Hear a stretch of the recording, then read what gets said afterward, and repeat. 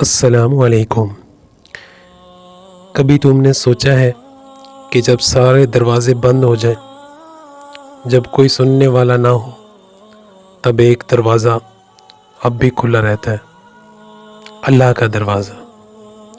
وہ دروازہ جہاں جانے کے لیے اخلاص دل سے نکلی ہوئی دعا کی حقیقت۔ دعا محض الفاظ نہیں، یہ بندے اور رب کے درمیان ایک روحانی رابطہ ہے۔ قرآن مجید میں اللہ تعالیٰ نے فرمایا وَقَالَ رَبُّكُمْ اُدْعُونِي أَسْتَجِبْ لَكُمْ، اور تمہارا رب کہتا ہے مجھ سے دعا کرو، میں تمہاری دعا قبول کروں گا۔ سورہ غافر آیت نمبر 60۔ یہ وعدہ ہے رب کا، وہ رب جو نہ سوتا ہے، نہ تھکتا ہے، نہ بھولتا ہے۔ جب بندہ دعا کے لیے ہاتھ اٹھاتا ہے تو رحمت کے دروازے خود بخود کھل جاتے ہیں۔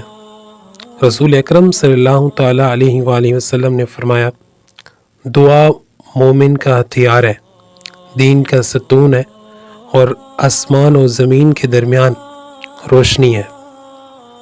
دعا وہ طاقت ہے جو ناممکن کو ممکن بناتی ہے۔ حضرت زکریا علیہ السلام نے بڑھاپے میں اولاد کے لیے دعا کی اور اللہ نے انہیں حضرت یحییٰ علیہ السلام عطا کیے۔ حضرت یونس علیہ السلام نے مچھلی کے پیٹ میں دعا کی لا الہ الا انت سبحانک انی کنت من الظالمین، اور سمندر کی گہرائیوں سے نجات پائی۔ یہی ہے دعا کی قوت جو اندھیروں میں روشنی بن جاتی ہے۔ ناظرین، دعا کب قبول ہوتی ہے؟ کبھی کبھی تم دعا کرتے ہو مگر قبولیت میں دیر لگتی ہے۔ یہ دیر انکار نہیں ہوتی، آزمائش ہوتی ہے۔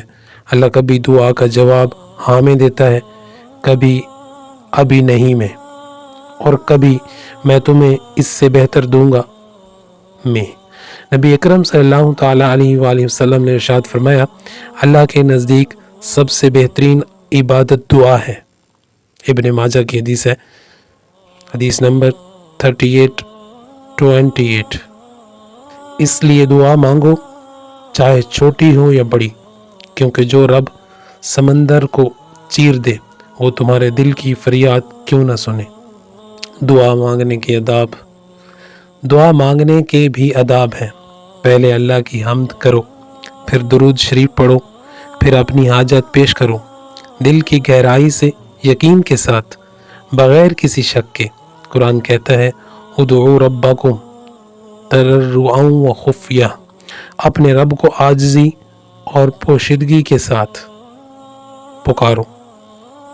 جو دل سے مانگتا ہے اللہ اسے کبھی خالی نہیں لوٹاتا۔ تو آج رات جب سب سو جائیں تو تم جاگ کر اپنے رب سے بات کرنا، دل کی وہ بات کہنا جو کسی سے نہیں کہی۔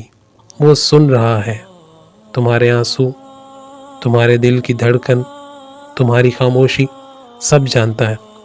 اور یاد رکھو دعا صرف الفاظ نہیں، یہ ایمان کا ثبوت ہے۔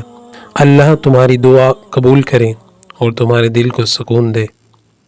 آپ کو یہ پیغام پسند آیا تو اس ویڈیو کو شیئر کریں، میرے چینل کو سبسکرائب کریں، اور مزید اسلامی ویڈیوز کے لیے ابو بکر ہاشم کے ساتھ جڑ جائیں۔